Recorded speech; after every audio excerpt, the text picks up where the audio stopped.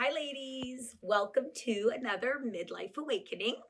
This is the third video of a 5-part series on barriers that are denying you me time. The first video was actually about finding the time. So if you haven't done a time log yet, I would encourage you to check out video number 1. I give some suggestions on how you can find me time. I know you think it's impossible, but I'm here to tell you it's not. Barrier number 2 was last week's video, and we looked at why me time is an expression of self-love and not selfish. And if you need some convincing on that one, check out the second video. Today is about creating space. And it is really important, ladies, that when you decide to claim some me time, that you decide to create a space that when you enter it, you feel good. It's really about igniting your senses and letting your body just relax, kind of like pleasing the nervous system. It's like taking a deep breath. And I read this book by Ingrid Fettel called Joyful. And she makes some really good suggestions on creating a joyful space. And I did that. I followed some of her suggestions, and that's what I'm going to share with you. Before I do that, I want you to know that there is a trial and error through this whole process. At first I started downstairs in the living room where I had this red couch and I claimed it as my own, Mom's couch. When I'm on it, don't come. I was thinking when it's rocking, don't come knocking. I don't know. Okay, no. Oh my gosh. I'm not even going to start over. I'm leaving that in. I'm not going to edit that out. So I told the children, if I'm on the red couch, go see Dad. Well, you could imagine that was a fail, an epic fail, actually. It didn't last long. So I had to think of this other space, and I was trying to avoid the bedroom. For whatever reason, I was kind of hooked on, I don't want it to be the bedroom.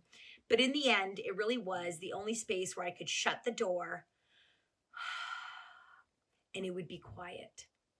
And so I started looking into how could I make the space more for me without like totally pushing out my husband's things. So number 1, a pop of color. So I want you to think of a color that when you see it, you kind of feel good. You like it, like your favorite color. For me, it could be a pattern. I know I have a girlfriend who loves paisley, right? So she might pick a pillow with a paisley pattern on it and use it during her me time. For me, it was originally yellow, warm, kind of made me smile like the sunshine. But that has evolved. I now like flowers. Yeah, my son got me some flowers, and ever since, that is my pop of color. I just have some flowers in the room, and like you can't look at flowers and not smile. Like that's just impossible. Also, I set up a small desk. I don't have a huge room, but I did buy a desk and it's under the window because looking out into nature de-stresses you. Yeah, Mother Gaia is that good. I mean, don't get me wrong. The benefits of being actually out in nature are better, of course. However, if you're indoors and your me time could be near a space that has a window, do it. You will be pleasantly surprised how often you look out the window and you see a bird or the trees swaying in the wind. And you just it's like a nice feeling. And so try to do that. Try to find a space. Then there is music. Ladies, play whatever you want.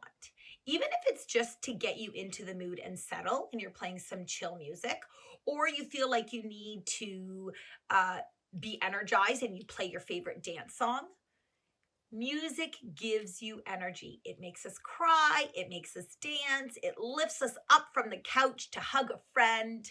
Use that. Take advantage. One of the senses I did not ignite enough till intentionally creating this space was my sense of smell. I don't know. I never really paid attention to it. I mean, if something smelled bad, sure. If it smelled really good, yeah. But never choosing to smell something or have a room smell like something to make me feel good or calm or happy. And I started using essential oils. And there are a few that I love. And so now, when I'm in my me time, creating my space, I have the diffuser going. And if you don't have a diffuser, that's okay. Maybe it is a scented candle. So can you imagine? I come into the room. I see this pop of color, the flowers. My desk is under the window. I put on a song.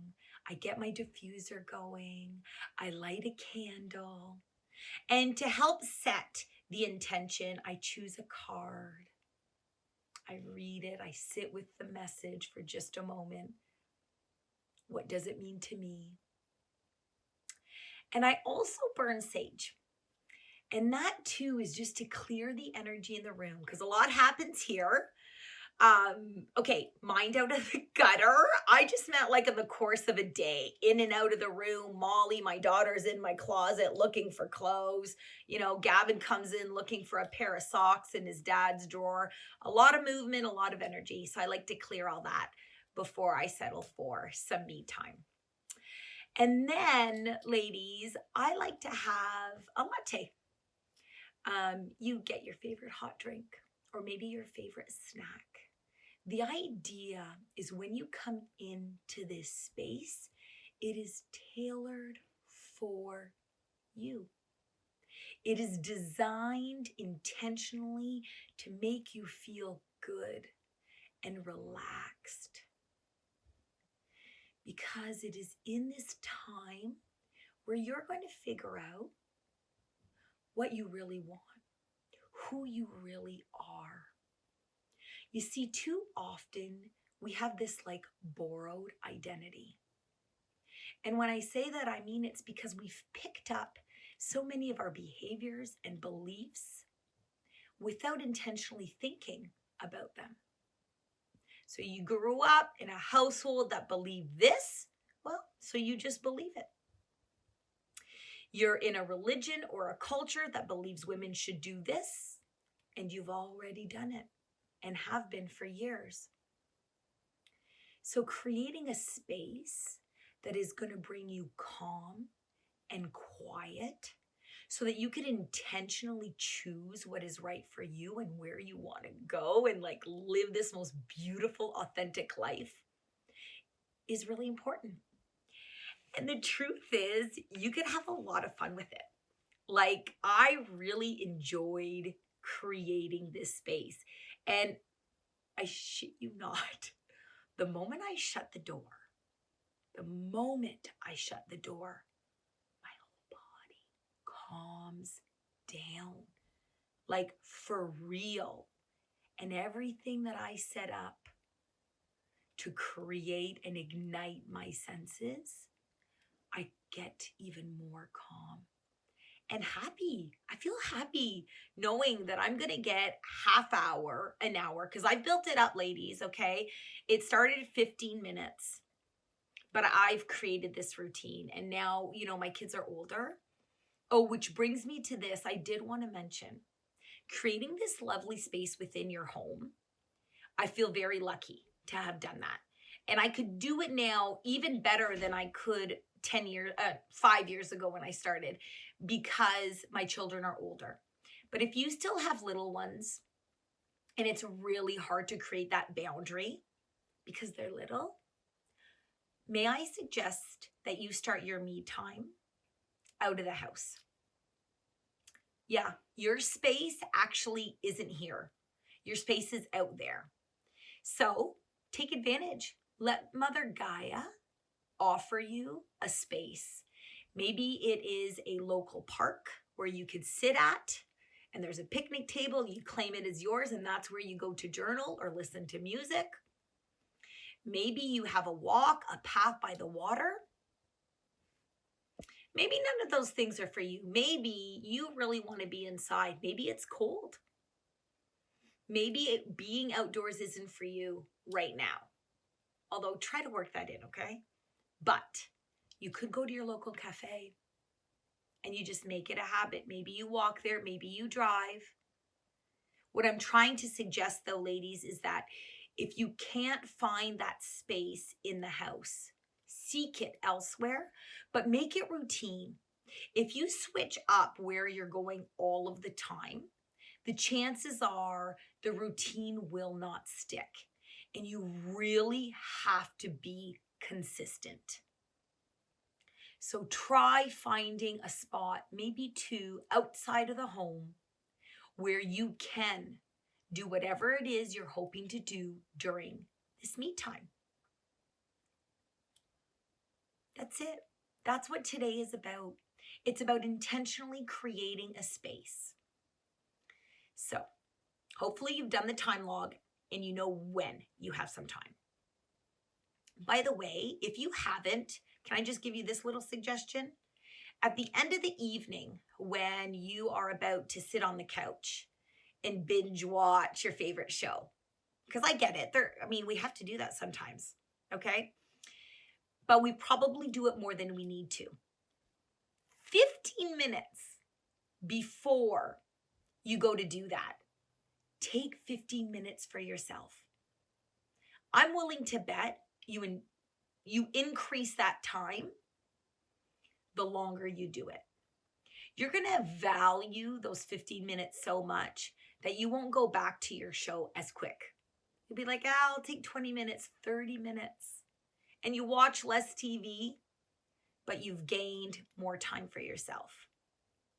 That's the very least, okay? So if you haven't had time to do the time log, try. Or maybe it's 15 minutes before that aimless scrolling that we do, boom, boom, and then 30 minutes has gone by and you could have used your time more effectively. Not because you need to be productive, not because you can't scroll through social media, but because you want more. Because you're ready for change, because you deserve me time, and you need to intentionally create it. So that's number one. Number two, it's self-love. I'm not going to go into all that, but you could check out video number 2. And finally, create some space. You've got the time. You know it's about self-love. Now find the space to do it. It's fun. You'll like it. Okay, that's it. Barrier number 4 next week. And then we round it off with barrier number 5. Yeah, it's a whole bunch of shit the patriarchy has instilled to deny women time to grow. We're going to knock that shit out. All right. Bye, ladies.